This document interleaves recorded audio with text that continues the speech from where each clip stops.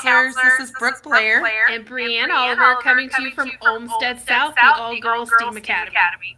And if there's one thing we know about here, it is relational aggression in girls. Okay. Hello, everybody. It's us again.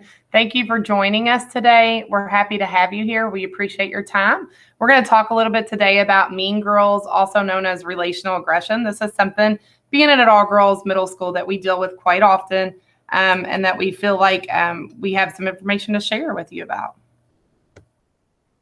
So the first thing we wanted to talk about is how it starts early.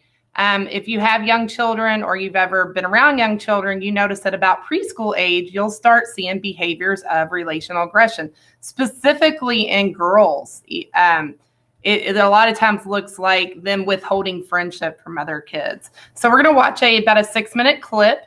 It is a cute clip, but also a very realistic clip that shows an adult come into a room with an ice cream cone. There's a little boy sitting in between two little girls, and they're going to ask them who's patient. The little girls are going to raise their hand. So he's going to give the ice cream cone to the little boy and tell the little girls that he'll be back with theirs in just a minute.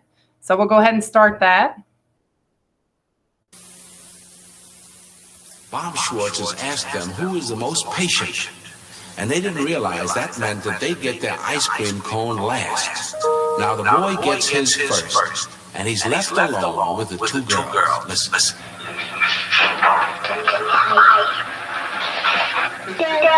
Dad, you get yours, and I will be pregnant. Oh, skip the whole thing.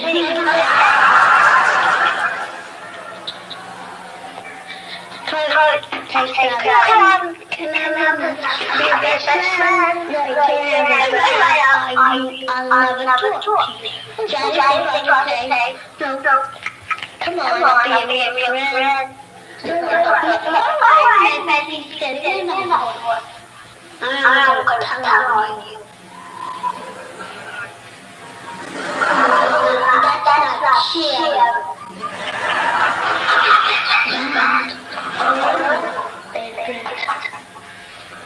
Then you have no friends to play with. That's your mom.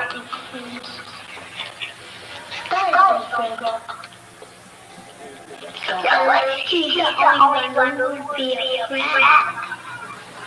Can I one side? Can I have one side? Brian will tell him when he gets older. Okay.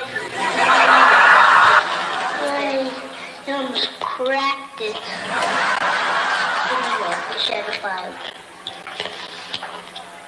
You can't keep sharing it? Nope. Why? Right. Well, he's telling on you, right? Right. To the main end?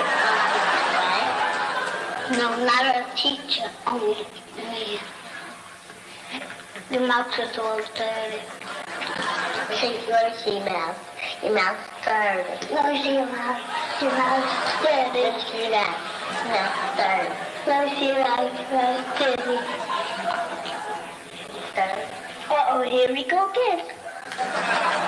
Over there. Your hand is dirty. It's not to another room. Hey! Your mouth is dirty, yes. Your mouth is dirty. Eat. I am. Now. Eat. Brianne, like this. Don't only eat that ice cream. I like the ice cream. Then I have to eat this. Nobody don't want to let it go.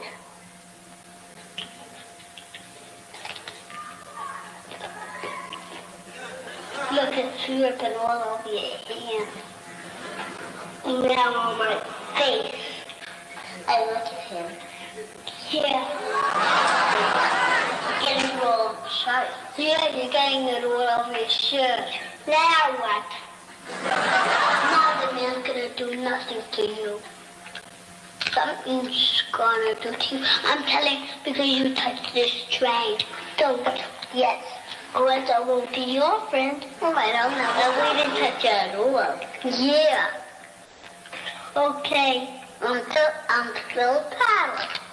Right. If you wouldn't shit, I would. Then we'll chat. Really chat. Let me tell you. That's okay.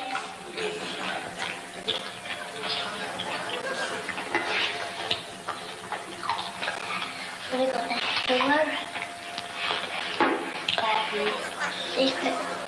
Well, you want another bite? You can have the whole thing. I'm gonna have another bite. So another bite. Okay, here's the whole thing.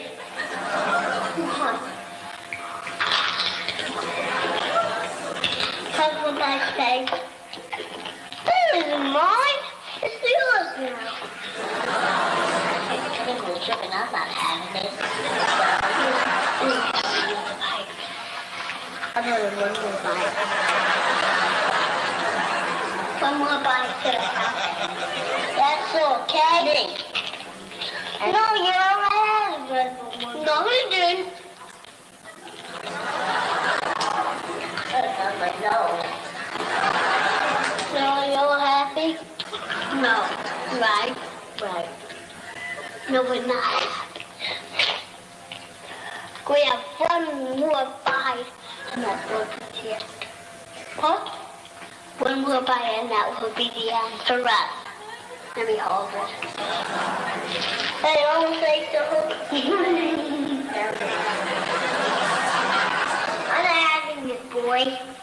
I'm not having it, please. You eat the whole thing up. All right. Now we all had it, right? One more. And I thought that I'd give it to you. Okay. Are you serious then? Yeah. Good. I'm not going to hold this. I know that I can't get much other one. I won't take a big bite. I'm not going to share it to you because you had yours already.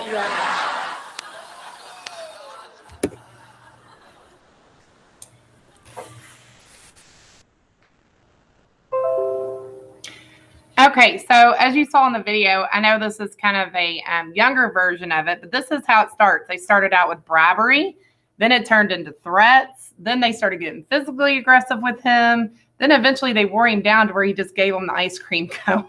And then they justified when their ice cream came out that he had already had his. So this is just a version of how it starts early on. And if kids aren't taught that these manipulative behaviors are not okay, then it just progresses and becomes more complex. And we tend to see those more complex issues at the middle school age. Miss Oliver is going to talk about that in just a second.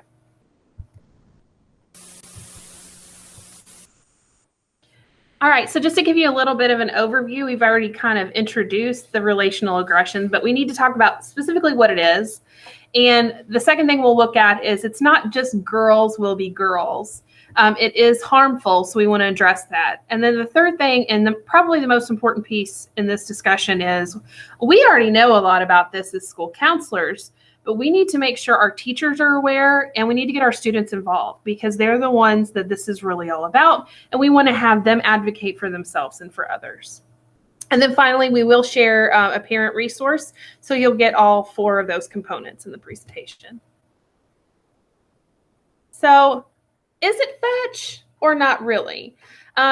Really, the Mean Girls movie, this is talking more about of a high school version maybe of this, but it shows female relational aggression to a T, and it's funny, and it's completely a part of pop culture now. So let's take a look at one clip from Mean Girls. Sorry, Gretchen. That is so fetch. Gretchen, stop trying to make fetch happen. It's not going to happen. Now, these girls are friends in Mean Girls, but sometimes it's hard to see the lines between friendships and who's being the aggressor and who's not. And in this situation, you can clearly see that although they are friends, there's definitely aggression going on. Sorry.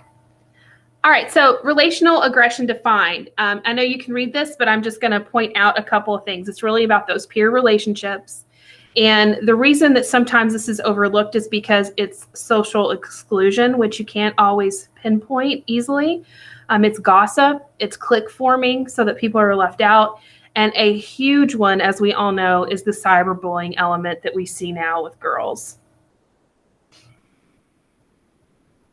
Okay, so there are some harmful effects of us just saying, this is girls just being girls.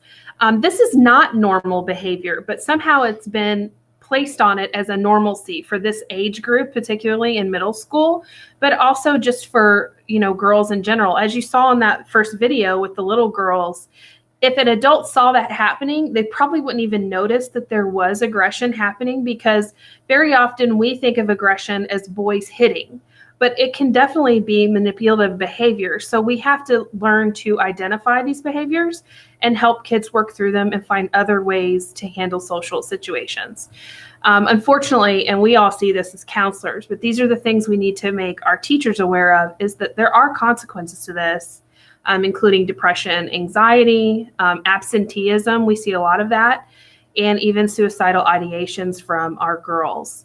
And truly, this is the most common form of bullying amongst girls. Yes, and we see it in many different forms.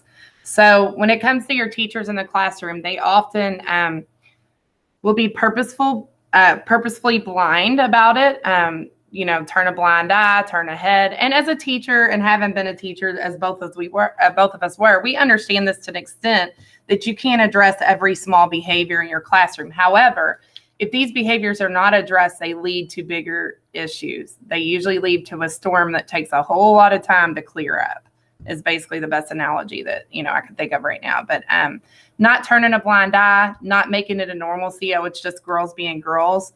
And teacher personal identity. Do you want to? Yeah. So just to kind of expand on that. So if a teacher maybe was personally bullied as a child and they identify with a specific student in their class, they may see that bullying happening or that isolation happening. However, if they don't identify with that child, or maybe that's someone that they personally see as an aggressor, then they're not going to identify it, or they may turn a blind eye to it or not even recognize it. And this really brings up for us, which has been a huge focus in counseling, is the equity issue. We have to be aware of our own biases, and teachers need to be aware of their own biases that our own personal life experiences bring into the school building and into the classroom. So we want to make teachers fully aware of that. And that all comes from providing training for our teachers. And part of the training that Miss Oliver and I were talking about, one of our most common students, and we might touch on this again later, that we tend to see that a lot of teachers miss is your low flyer. We like to call her the puppet master, and she's behind the scenes pulling all the strings. And while her hands look clean and it looks physically on paper, on social media, in a room, on camera, like she's done nothing, she is the one that's orchestrating everything. So we do encourage you to dig deeper, find out the truth. And even if you have high flyers that are involved with her, don't just write them off as trying to get out of trouble. Because a lot of times, if a lot of kids are saying that one student is telling them to do things or encouraging them to do things, it probably is happening, even if that kid doesn't normally get in trouble or doesn't come up on any of your radars. Okay, so a big piece, we were talking about this before we recorded, like when we go to professional development, we don't just want to talk about what the issue is. Like as counselors, we know the issue, but how do we address the issue? And the reason that we went over that first is because you really have to recognize the student and teacher placement in this issue. So we need to know the student and teacher voice. You have to gather that. So if you're doing a training at your school for this, for teachers, you want to create some small table time for them to where they can share their experiences. If we were doing this in person with you, we would have put you all in small groups and asked people to openly share in a comfortable place where they could tell about what they saw or what they experienced when they were in middle school or high school. And that really gets the teachers thinking about how much effect that has on your life, not just your childhood. And then going beyond that, we have to not be afraid to get student voice. So when we're doing our classroom instruction, when we are using sources of strength to go out into our school and be proactive, when we're encouraging teachers to form relationships with students, we all have to really, not just us, but teach the teachers to listen to their students' stories, find that connection and build that relationship in the classroom. And we all know these things, right? But this is why we do our classroom instruction, to enhance emotional intelligence. But you have to do that with your teachers too. Like we can't assume that all teachers know how to connect on an emotional level and be intelligent to other people's emotions. So sometimes you have to give them a little extra instruction. And we want to make sure we're building healthy self-esteem in our students. And truly, the Sources of Strength program that we brought in a couple years ago does a lot to do that. So we hope that we'll all continue using that program within our schools. And if you haven't been a part of that training, I hope you'll get to do that soon. And then just speaking of the self-esteem piece, when we do, when something does come up, which with relational aggression, it often does, we usually try to, like Ms. Oliver was saying, head it up early so that it doesn't become a bigger issue. But when we get down to the person, like we called our puppet master, we then work with that person individually, not just in a consequence, spectrum. We're also working with them on why do they feel the need to bring these behaviors to the table or to be in control of other students and tell students what to do, but in a negative way, use their leadership skills for negativity and to bring others down. We try to get to the root of what's going on with that student, because a lot of times if you can work with that student, it nips that whole issue, and brings it all to light as to why it's happening to begin with. Okay, so like the bottom three here, I feel like we talk about this all the time, but you just can't reiterate with students and with teachers enough the dangers of gossip, and it's specifically on social media. And that is going to be brought up a little bit again in the presentation later. But then we also have to teach them what a healthy relationship looks like. And what I'm saying right there is, so if I'm a teacher in a classroom, and if I bully students in my classroom, I'm not showing what healthy relationships look like. So if you know of a teacher that's doing that, we have to learn to not just be the happy, go lucky school counselors that everyone loves and everything. We have to be an advocate for students and step into that gap and make sure that we have adult conversations respectfully and in private with teachers about how they handle things so that they can build better classroom cultures. It can also be teacher-peer relationships with each other. Students pick up on that as well, and they pick up on the tension and the words that are exchanged, or if teachers are standing around gossiping about students or other teachers, they pick up on all of that stuff. And these are things that have to be taught. They're uncomfortable, but they have to be talked about. So when you're doing this training, we encourage you that those conversations come to light in your staff training as well. Yeah. And then finally, just teaming with parents and guardians, like a lot. And also, if you have a lot of young teachers in your building, I find that younger teachers tend to be a little more scared to reach out to parents and really partner with them because they don't know how to handle the parents like they do the students. But really helping people to know that we are a team. And if parents are bringing information to us, taking it seriously, following up. And we were talking about this, crossing your T's and dotting your I's. Document what you've done. If you are a new school counselor, documenting is your best friend. Get with your senior counselor in your building and make sure you know where to document, how to keep those records. They are very important for helping you when dealing with things over the long run. Right, because relational aggression is essentially bullying. We don't like to use the B word, but that's essentially what it is. So what I've noticed a lot in just the history here with the all girls is that, like I talked about the puppet master in the background, a lot of times you'll get that student who's actually causing all the issues, parent, be the one that claims that they are being bullied. This is very common with relational aggression. So it's very, very important to keep good records, to dig deeper, to talk to lots of kids, that may be involved in environments where they feel safe to share.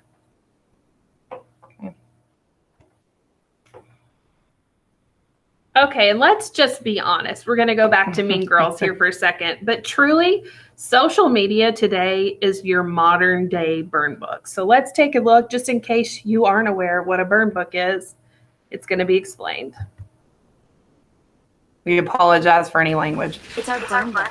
So we cut out girls' pictures from the yearbook, and then we wrote comments. Trying to hack his grossy little biatch. Still true. Don Schweitzer is a fat virgin. Still half true. Amber DeLessio, she made out a hot dog. Janice Ian Dyke. Who is that? I think that's that kid Damien.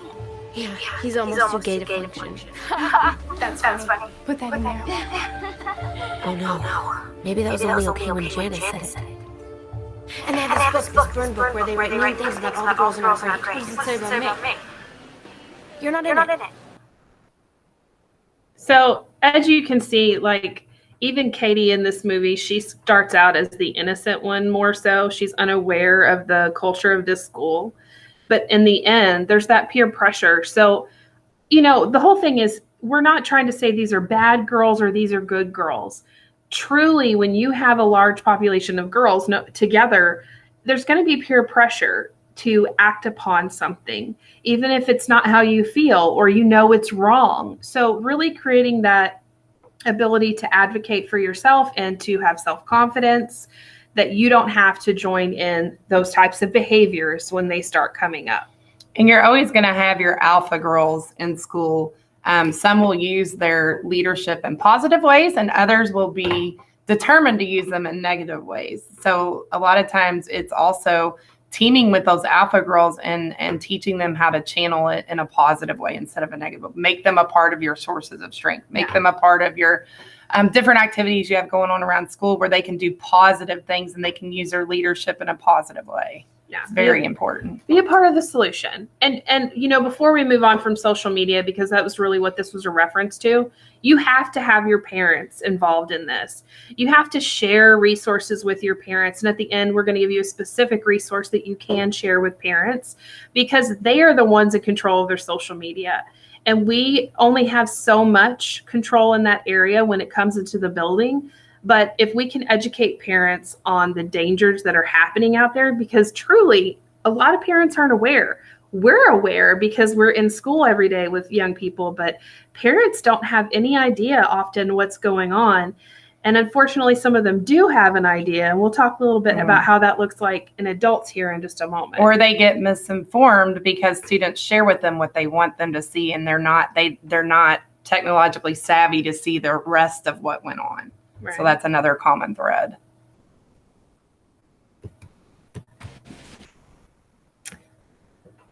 Okay, so looking at the roles. So we want to talk about being proactive and not reactive. So we've given you some ways to deal with it when it happens, you know, digging deeper, keeping records, getting teachers involved, students involved, parents involved. But there are things that we can all do as a team to keep this from happening in the first place or to decrease the amount that it's happening.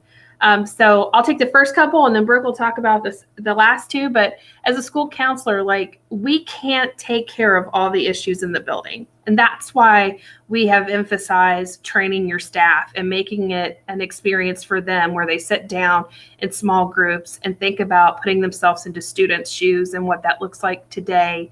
And really learning to make it a part of their classroom culture that these behaviors are not okay.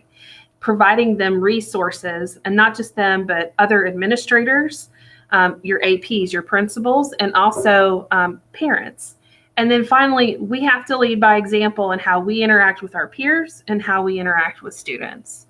And then a big component of what we can truly advocate in our building for is the teachers. So helping them create some classroom norms if they're having struggles in this area.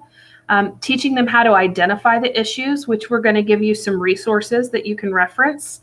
And then also, while they may be able to identify it, a lot of teachers struggle with addressing the issue in an appropriate way. So giving them language to use, and we're going to have a chart that we can share with you for classroom culture so that they can lead by example. And then when it comes to our students, when it comes to changing the culture with the students, teaching them to advocate for themselves and others, to have a voice, advocating at the right times, again, learning what words to use when they are advocating so that the issue doesn't become bigger, leading the discussion, having students, encouraging students to lead the discussion about how these things are not okay or how they can improve things or how they can treat each other better, which obviously we do through core counseling curriculum. We recommend everybody touches relational aggression in their core counseling curriculum, but also if you have sources of strength, that's a good place to throw that in there as well, because it's very common in middle school period. Middle and high school is probably where it's most prominent, where it starts getting a little more complex than elementary, than just she can't be my friend type stuff. And it really starts to affect students' mental health. Not that it doesn't affect it in elementary, but to the point that we are then starting to meet with them, as all of you all know, for things like depression, anxiety, cutting, thoughts of suicide. So, and then teach students how to lead by example. And with the parents, encouraging parents, as we always do, and we know you all do, to monitor at home, monitor what their kids are doing, monitor their electronics, their cyber interactions, interactions with other people, just to make sure they're appropriate. Communicate, encourage parents to communicate with the school when stuff does come up, but also when positive things are happening. And then to lead by example. Mean girls become mean adults, and we'll talk about that later. So if parents are fighting with people on social media, they're setting that example for their students. And you just have to be aware of that, because a lot of times, and I think sometimes more so teachers, they'll realize that maybe the parent's not leading the best example, but they're kids. They don't know better until they're taught better. And sometimes we just have to fill in that gap, and we have to train our teachers to be able to handle that. Or we have to retrain the kids because they are getting bad examples at home, which everybody knows. So that happens as well. All right, now let's kind of talk about how this leads into adulthood, because this is really a cycle. So we're going to take a quick view at adult mean girls.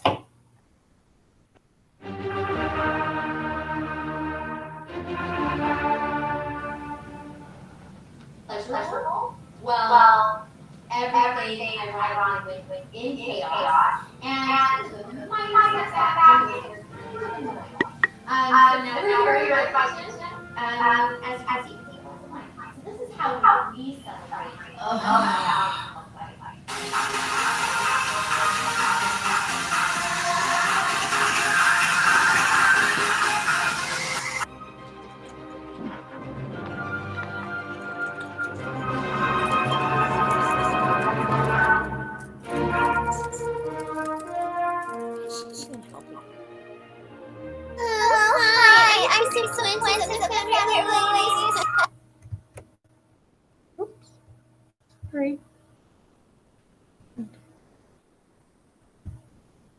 All right, so as you can see, and sometimes we forget this, but kids do what they see adults do.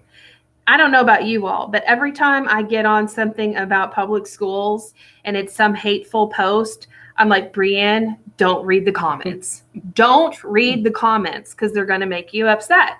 Because people get on the internet and say terrible things. So it should be no surprise that our girls are getting on the social media accounts and saying absolutely terrible things about other people. And here's the thing with parents. Even if they know their kid has an Instagram, a lot of them have a second Instagram account that their parents don't know about. And that's what they use to, without their name, go on and truly bully other people and say hateful things. And then once one person does it, it opens the floodgate for other people to do it as well. Absolutely. And this is anywhere in life. It could be somebody who was a mean girl in high school and turned into a mean adult. It could be somebody you've worked with. And it isn't just girls. Men can be relationally aggressive as well. It just is more dominant in girls, where men tend to be more physically aggressive than relationally aggressive. So once I think we really realized that, being self-reflective on our own lives, and then also like showing this to our teachers and having our teachers be reflective on their own lives, like, are we a mean girl? Is that who we are? Is someone that a mean girl that you need to sit down and have a chat with about it? It's hard to have those discussions, but until we get our adults on the same page in the building, it's going to be really hard to change the culture for our girls in our buildings. And a lot of times it is insecurities or people not feeling good about what's going on in their life. But again, it can't just be written off as that. Especially as adults at this point in life, someone along the way has most likely talked to you about what's appropriate and what's not appropriate and how to treat people. So just remember, mean girls can grow up to be mean women. And ending the cycle starts with us. We do have some resources that we want to share with you all. So we're going to share the link to this presentation so that you can use these active links. But some of the research references came from the Middle School Girls Relational Aggression by Lauren Plant. So we did use some research for that. We have offered a specific counselor resource here that gives you some things you can do when you're doing your short therapy with students in your office or in small groups. And then we've provided a link for prevention for educators and parents. So this is a great one to share with your teachers and also your parents, because it gives them things that they can do to help prevent these behaviors. And then finally, there is a link to resolving relational aggression, which is just another link that is going to be useful for both teachers and for counselors. The last one at the bottom, this is a really great one because this gives you something that you can use and that you can more specifically give to your teachers to use. It is a classroom culture, and it's about preventing relational aggressions. And the link here will take you directly to the download I'm about to show you. So it will bring up this chart. So this is a great way to give your teacher something to where they can know how they can create safety, encourage pro-social behaviors, provide clear interventions, not just identifying, but intervening in that, and then overall creating a positive community within their classroom. So we encourage you to print this out or share the link to the PDF with your staff so that they can use it in their classrooms. At this time, we are going to, hold on just a second, stop presenting so we can say our goodbyes on video. We thank you all for joining us today. And we're going to stick around for a couple minutes in the chat. Yes. If you have questions or if you want to email us, I am brianne.oliver@jefferson.kyschools.us, and she is Brook.Blair without an E on the Brook. at jefferson.kyschools.us. Yeah. No numbers, sorry. Right. So please feel free to email us, but we will post this link for the entire presentation. Feel free to make a copy and use the parts you want to in a training for your staff, and use those links to help you get resources out to your teachers, to your staff, and to your parents. Thanks so much for joining us. Thanks for your time. Bye.